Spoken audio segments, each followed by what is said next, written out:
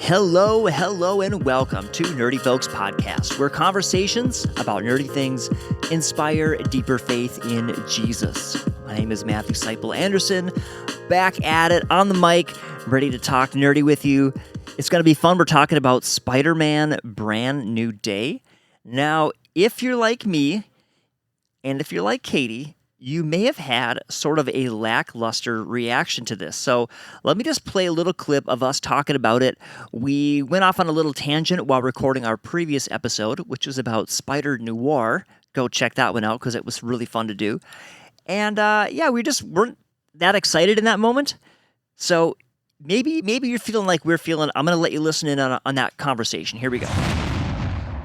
I just Googled it. There are 10 feature-length movies where Spider-Man is the central protagonist.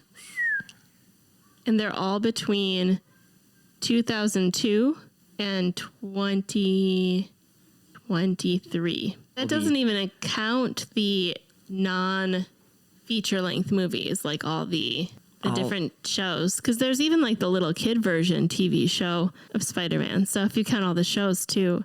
And there's got to be a Spider-Man that's older than 2002.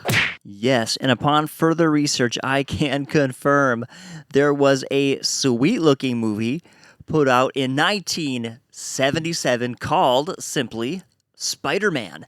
And it was a full-length movie, but it also kicked off the television series The Amazing Spider-Man. And then, if that wasn't enough, apparently it wasn't, they made 2 sequels, Spider-Man Strikes Back and Spider-Man The Dragon's Challenge. I wonder if that one had ninjas. That brings to mind the old Bruce Lee movie Enter the Dragon, and it's the right era for that kind of thing. Interestingly, Spider-Man Brand New Day, if you watch the trailer, that trailer's got ninjas. And after watching the trailers, after learning a little bit more about the movie, I have to admit, it's not enough. I need another Spider-Man movie. I'm so excited for this. In this movie, we've got the old gang coming back. We've got Spider-Man, MJ, and Ned. And then we've got a whole slew of really amazing supporting characters just going through. We've got the Punisher, the Hulk, we've got Scorpion, Tombstone. Interestingly, Tombstone, he was in Spider Noir, so that was cool.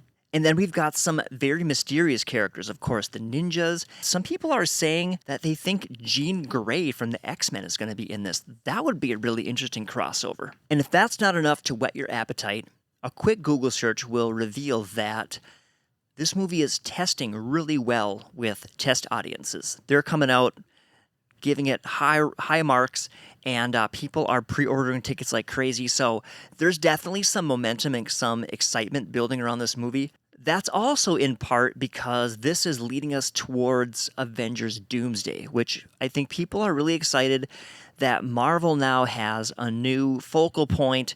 They've moved beyond Kang and the controversy that happened with that. It's a brand new day, as the movie says.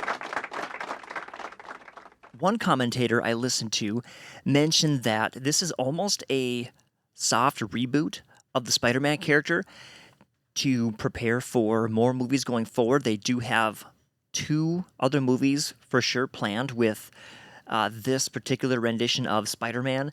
And so they're definitely like setting the deck for, or setting the game board for what's to come. They even introduced this idea that Spider-Man is evolving, like his DNA is evolving, and I think that's really interesting way to give him some new powers, kind of give him a little bit of a facelift as far as his character is concerned.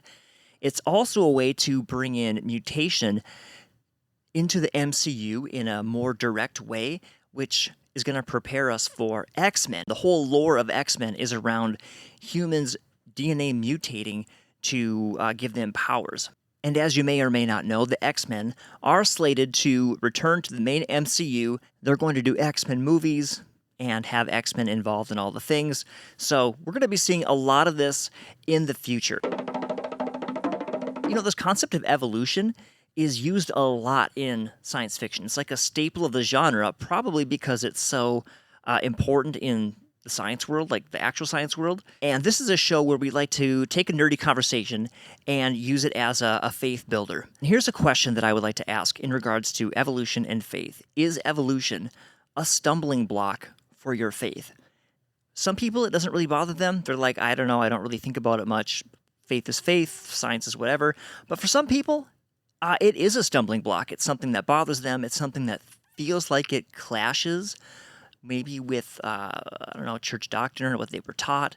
I understand that point of view because it was a big stumbling block for me, and I went through a very long evolution personally in regards to my thinking on this topic. And I'm not going to share my whole process, my whole journey.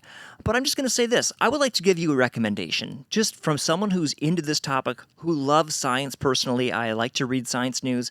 I feel like it's part of this podcast.